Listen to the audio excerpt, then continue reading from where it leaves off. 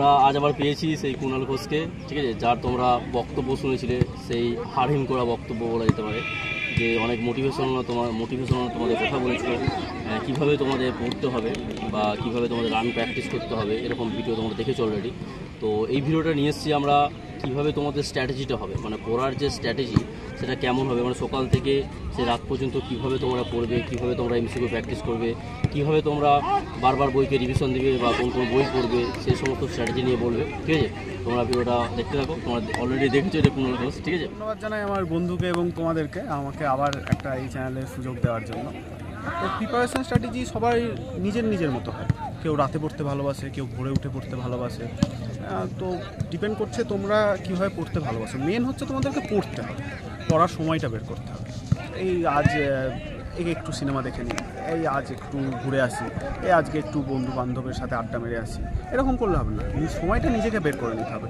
তুমি হতেই পারে তুমি রাতে দেরি করে ঘুমাচ্ছ, সকালে দেরি করে উঠছো, কিন্তু তার মধ্যেও তোমাকে নিজের টাইম টেবিল একটা বানাতে হবে। সেই একটা স্ট্রিক্ট একটা টাইম টেবিলের মধ্যে তোমাকে পড়াশোনাটা ফলো করতে হবে। তোমরা জানোই যে ফিজিক্যালি মানে যে আমাদের অ্যাক্টিভিটিস করতে হয়, রানিং, তারপর নিজেকে ফিট রাখার জন্য মাঠে যেতে হয়, তারপরেও কিন্তু তোমাদেরকে পড়াশোনাটা ধরে রাখতে হবে। আর এরকম নয় যে ফর্ম ফিল আপ করলাম ভুলে গেলাম, যখন পিলির নোটিফিকেশান বেরোলো তখন আমি পড়তে শুরু করলাম, এমন করলে হবে না। তোমাদেরকে পড়তে হবে। ফর্ম ফিল আপ দেরি আছে, ফর্ম ফিল আপ হবে তবে পড়াশোনা শুরু করবো, এরকম না। ভ্যাকান্সি বেরোক তারপরে পড়াশোনা শুরু করবো। তোমরা যখন টার্গেট করেছো যে আমাকে চাকরি পেতে হবে, আমাকে পুলিশের ইউনিফর্মটা পেতে হবে, তাহলে তোমাদেরকে আজ থেকেই পড়াশোনাটা স্টার্ট করে দিতে হবে। আমি পুরোপুরি নিজের সেলফ স্টাডির মাধ্যমে আমার প্রিপারেশান করেছিলাম এবং চাকরি পেয়েছি। তো আমি নিজের সেলফ স্টাডি কীভাবে করেছিলাম সেটা তোমাদের সাথে শেয়ার করবো। তুমি দেখো, ম্যাথে ভয় মানে অনেকের, সে সায়েন্স ব্যাকগ্রাউন্ড থেকে আসুক কিংবা না আসুক, ম্যাথে সবারই ভয় কম বেশি থাকে। থাকাটা অস্বাভাবিক কিছু না, কারণ আমরা হতে পারে আমরা 9-10-এর বেসিসে ম্যাথ করে এসেছি, কিন্তু আমরা যে নিয়মে করতাম বা যে টাইম ধরে করতাম সেটা কিন্তু এখন হবে না। এখন আমাদের শর্টকাট ফলো করতে হবে, আমাদেরকে ওই টাইমের মধ্যে পরীক্ষার ওই প্রেশারের মধ্যে আমাদেরকে কিন্তু নামাতে হবে ম্যাথটা।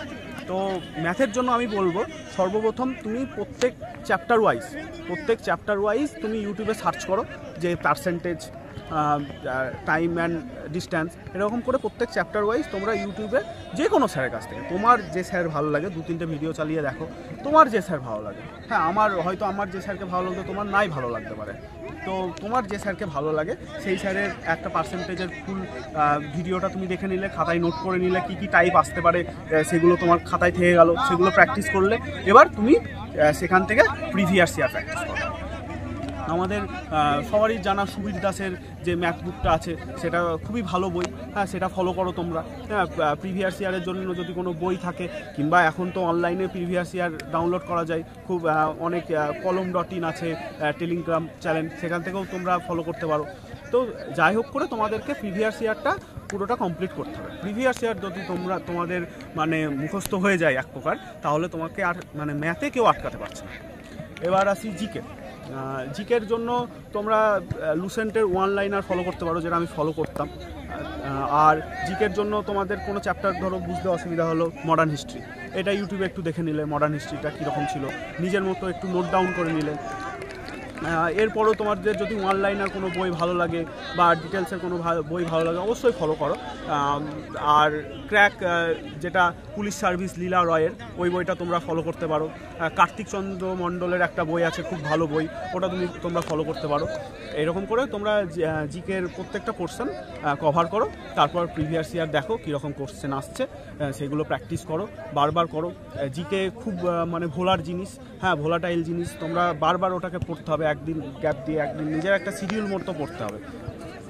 আর কারেন্ট অ্যাফেয়ার্সের জন্য আমরা বলবো, কারেন্ট অ্যাফেয়ার্সের জন্য সবথেকে ভালো হচ্ছে তুমি প্রিভিয়াস মানে পরীক্ষার থেকে প্রিভিয়াস 6 মান্থসের কারেন্ট অ্যাফেয়ার্স তোমাদেরকে পড়তেই হবে। হ্যাঁ, অনেকে প্রথম থেকেই পড়ে, অনেকে পরীক্ষার 2 মাস আগে 1 মাস আগে থেকে পড়ে। আমি যেটা পার্সোনালি করতাম, আমি প্রথম থেকে পড়তাম না, কারণ কারেন্ট অ্যাফেয়ার্স ওইভাবে মনেও থাকে না, প্রত্যেক দিনকার কারেন্ট অ্যাফেয়ার্স প্রত্যেক দিন। আমি ওই পরীক্ষার 2 মাস আগে থেকে পড়া শুরু করতাম কারেন্ট অ্যাফেয়ার্স, প্রিভিয়াস 6 মান্থসের, প্রিভিয়াস যেটা 3 মান্থসের সেটা খুব ভালো করে পড়তে হবে, ডিপলি পড়তে হবে, আর তার আগের 3 মান্থসের মোটামুটি জেনে নিতে হবে। তো তোমরা অ্যাচিভার্সের যেটা বই ম্যাগাজিন আছে মান্থলি সেটা ফলো করতে পারো। আমি যেটা করতাম column.in-এর ওনাদের টেলিগ্রাম চ্যানেল আছে, তো টেলিগ্রাম চ্যানেল থেকে প্রত্যেক যেটা মাসের যেটা PDF বেরোয় ওটা আমি প্রিন্ট আউট করে নিতাম, ওখান থেকে পড়তাম। যেগুলো খুবই ইম্পর্টেন্ট মনে হতো সেগুলো ভালো করে দেখতাম। এরকম করে তোমরা বুঝতে পারবে কোনটা ইম্পর্টেন্ট কোনটা না ইম্পর্টেন্ট। প্রিভিয়াস ইয়ার যখন ঘাটবে নিজের মধ্যে একটা আইডিয়া অটোমেটিক চলে আসে। এবার রিজনিংয়ের জন্য বলি, রিজনিং অনেকের কাছে অনেক সহজ ব্যাপার থাকে, অনেকের কাছে একটু কঠিন লাগে। হ্যাঁ, সেরকম কিছু ব্যাপার নয়, খুব সহজ রিজনিং আছে WBতে। প্রথমে আমি বলবো রিজনিংও তোমরা ম্যাথের মতো প্রত্যেক চ্যাপ্টারগুলো, হ্যাঁ, কারণ রিজনিংয়ে অনেক রুলস আছে, যেমন ডাইস, তারপরে তোমার ক্যালেন্ডার, ক্লক ক্যালেন্ডার, তো এইগুলো রুলস কিছু আছে। হ্যাঁ, এইগুলো মানে তুমি রুলসগুলো জানলে পরীক্ষায় 100% এই কোশ্চেনগুলো তুমি পারবেই। তো এইগুলো তোমরা চ্যাপ্টার ওয়াইজ কোনো একটা স্যারের ভিডিও দেখে কমপ্লিট করো, নোট ডাউন করো, রুলসগুলো নোট ডাউন করো, প্রত্যেক দিন সেইগুলোকে দেখো। আর রিজনিংয়ের জন্য আমি বলবো কোনো একটা বই না কিনলেও হবে, রিজনিংয়ের জন্য সেরকম দরকার নেই। আমি নিজে রিজনিংয়ের জন্য কোনো বই কিনিনি, আমি প্রিভিয়াস ইয়ার প্র্যাকটিস করতাম, পুরোটাই প্রিভিয়াস ইয়ার প্র্যাকটিস করতাম। তবে তোমরা যদি বই কিনতে চাও তাহলে সুবীর দাসেরই চ্যালেঞ্জার আছে, ওটা তোমরা পারচেস করতে পারো। আর ইংলিশের জন্য আমি যেটা ফলো করতাম, ইংলিশের জন্য মোটামুটি তোমাদের যদি গ্রামার বেসিক স্ট্রং থাকে, হ্যাঁ, তাহলে SP বক্সিটা তোমরা দেখো, হ্যাঁ, উল্টে পাল্টে দেখো, SP বক্সিটা পড়ো, আর তারপরে SP বক্সিটা মোটামুটি যে গ্রামারের রুলসগুলো, যেগুলো সিনোনিমস অ্যান্টোনিমস তোমাদের হয়ে গেলে তারপর প্রিভিয়াস ইয়ার তোমরা প্র্যাকটিস করো। আর যদি গ্রামারের বেসিক তোমাদের একটু লো থাকে তাহলে তোমরা ভয়েস চেঞ্জ, নারেশন চেঞ্জ, এগুলো যে স্যারের ভালো লাগে ইউটিউবে কোনো একটা স্যারের দেখে, হ্যাঁ, তোমরা প্র্যাকটিস করো। তো অবশ্যই সফলতা আসবে, পড়তে থাকো এইভাবে। তোমাদের নিজেদের মতো একটা স্ট্র্যাটেজি তৈরি করো নিজের মতো। কোনো হেল্প লাগলে অবশ্যই কমেন্টে জানাও কি হেল্প লাগবে। হ্যাঁ, তো আমরা তোমাদের কাছে রিচ করব, হ্যাঁ, তোমাদের সেই প্রবলেমটা সলভ করার চেষ্টা করব। এভাবেই পড়তে থাকো, তোমাদের অবশ্যই সাকসেস আসবে। তোমাদের একটা স্ট্রিক্ট তোমাদেরকে টাইম টেবিল ফলো করতে হবে। হ্যাঁ, চাকরি যতটা পাওয়া ইজি ততটাই আবার পাওয়া কঠিন।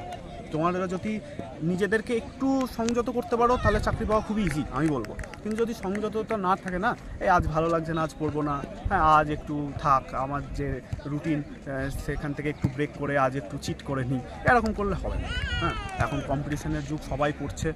পুলিশের চাকরি এরকম নয় যে এখন শুধু অ্যাভারেজ বা যারা বিলো অ্যাভারেজ স্টুডেন্ট তারাই আসছে। এখন তো জানো সব রিক্রুটমেন্ট প্রায় বন্ধ, শুধু পুলিশেরই চালু আছে। তো সবাই আসছে এখানে, ভালো টপার সব স্টুডেন্টরাই আসছে। এবং এমন না টপার স্টুডেন্ট বলে সে দৌড়ে পাস করতে পারছে না, সে কিন্তু সব দিক থেকেই ফিট। হ্যাঁ, সেও তো কম্পিটিশানে সবাই আছে। হ্যাঁ, বিটেক করা ছেলে, MSc করা ছেলে সবাই আছে কম্পিটিশানে। হ্যাঁ, কিন্তু তারাই চাকরি পাবে, আর তোমরা যারা একটু বিলো অ্যাভারেজ তারা চাকরি পাবে না এমন কিন্তু একদমই নয়। যে পড়বে সে চাকরি পাবে, এটাই আমি বলবো। আর পড়ো ভালো করে, আমরা তোমাদের সাথে আছি, সবসময় আছি, পাশে আছি। কোনো হেল্প লাগলে অবশ্যই। অনেক ফেলিয়ার স্টোরি শুনে থাকবে যে 0.25-এর জন্য হচ্ছে না, ভালো পড়াশোনায় ভালো 0.5-এর জন্য হচ্ছে না। তো এরকম ফেলিয়ার স্টোরি শুনে থাকবে। তাদের মধ্যে অনেকজন আবার উঠে দাঁড়িয়েছে, আবার অনেকজন ছেড়ে দিয়েছে হাল। হ্যাঁ, তো আমার একটা নিজের বন্ধুর কথা বলি, সে আমার সাথে প্রিপারেশন স্টার্ট করেছিল, আমার থেকেও ভালো স্টুডেন্ট ছিল সে। কিন্তু আলটিমেটলি কী হলো, সে একটা দুটো পরীক্ষায় যখন একটুর জন্য হলো না তার, সে সেটা ছেড়ে দিল, একটা কোম্পানির চাকরি পেলো, সেখানে জয়েন করে গেল। আমি বলছি না সে কোম্পানির চাকরিতে জয়েন করেছে সেটা খারাপ, কিন্তু তার যে লেভেল, হ্যাঁ, তার যে ইন্টেলিজেন্স, সেই দিক থেকে আমি বলবো তার ওই চাকরিটা জয়েন করা উচিত হয়নি। তার এখনও প্রিপারেশন চালিয়ে একটুখানি যদি তাকে পুশ করা হতো, সে আরাম করে আমার থেকেও বেটার জায়গায় সে যেতে পারতো। কিন্তু সে হার মেনে গেল খুব তাড়াতাড়ি। তো পেশেন্স রাখতে হবে, নিজের ওপর কনফিডেন্স রাখতে হবে, বিশ্বাস রাখতে হবে যে আমি পারবো। এইগুলো ফেলিয়ার তো সাকসেসেরই একটা অঙ্গ। ফেলিয়ার আসবেই লাইফে, কিন্তু আমি হেরে গেলাম এরকম করলে হবে না। আমি নিজের কথা বলছি, একটা এক্সাম হয়েছিল DFCCIL-এর এক্সাম। হ্যাঁ, তো ওটা রেলের একটা PSU। তো ওর জুনিয়র এক্সিকিউটিভের এক্সামের জন্য আমি ভীষণই পরিশ্রম করেছিলাম, দিন রাত এক করে দিয়েছিলাম ওটার পরিশ্রমের জন্য। তো ওটাই যখন আমার একটুর জন্য হলো না, তো আমার খুবই খারাপ লেগেছিল। খুবই খারাপ লেগেছিলো যে একটুর জন্য হলো না।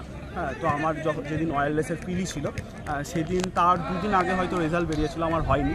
হ্যাঁ, বাড়িতে জানতো যে এই পরীক্ষাটার জন্য আমি প্রিপারেশন নিচ্ছি, বাড়িতে জিজ্ঞেস করেছিল, তো বাড়িতে আমি বলতে পারছি না, একটা ভীষণ ডিপ্রেসিং সিচুয়েশনে ছিলাম। তো ওয়্যারলেসের সিলেবাসটা যেহেতু অন্য পরীক্ষার থেকে একটু আলাদা ছিল, তা আমি মানে এটার জন্য আশা করিনি যে আমি এটা পেয়ে যাব, ঠিক আছে, পিডি পাস করতে পারবো, কারণ 11-12-এর যে সায়েন্স পোর্শন ওটা আমি একদমই পড়ে যাইনি তখন। তো মা বলেছিল কিরে এবার একটা হবে তো? আমি বললাম জানি না মা, দিয়ে তো আসি। তারপর যখন দিতে গেলাম দেখছি সবাই আমার বন্ধুরা পড়ছে, যারা আমার সাথে গিয়েছিল পড়ছে করছে। হ্যাঁ, আমি এতটাই ডিপ্রেস ছিলাম এই ডিএফসিসিআইএলের ফেলিয়ারের পর, আমি বই খুলেও দেখছি না, আমি দেখছি যা হবে হবে। হ্যাঁ, এরপরে আমি আর পারছি না। তারপর যখন এক্সাম দিতে গেলাম, বন্ধুরা বিশ্বাস করবে না, আমি যখন বসলাম এক্সামে না, তখন মানে আমার মুখে একটা হাসি ফুটে উঠলো, কারণ আমি ডিএফসিসিআইএলের জন্য যে প্রিপারেশানটা নিয়েছিলাম, ঠিক আছে, যে সায়েন্সের প্রিপারেশান নিয়েছিলাম, যে ম্যাথের প্রিপারেশান নিয়েছিলাম, সেটা আমার ওখানে কাজে লেগে গেলো। হ্যাঁ, 11-12-এর পোর্শন যেটুকু ছিল সেটুকু আমি 11-12-এ যেটা পড়েছি সেখান থেকে কিছুটা 50% আমি পেরে গেলাম, কিন্তু ওই যে বাকি পোর্শনটা না, সেটা আমার ডিএফসিসিআইএলে যে প্রিপারেশানটা নিয়েছিলাম সেটাতে কাজে লেগে গেল, সেটা থেকে আমার পুরোটা কাজে লেগে গেলো। তো আমি একটা প্রিপারেশান নিচ্ছি, সেটা হলো না, সেটা আমি ফেল করে গেলাম বলে সেটা কাজে লাগবে না। পড়াশোনা কখনও ব্যর্থ যায় না, এটা মনে রাখবেন। তো সেটাই মানে আমি ফেল করে গেলাম এবার বলে আমি সব কিছু শেষ হয়ে গেল এমন নয়।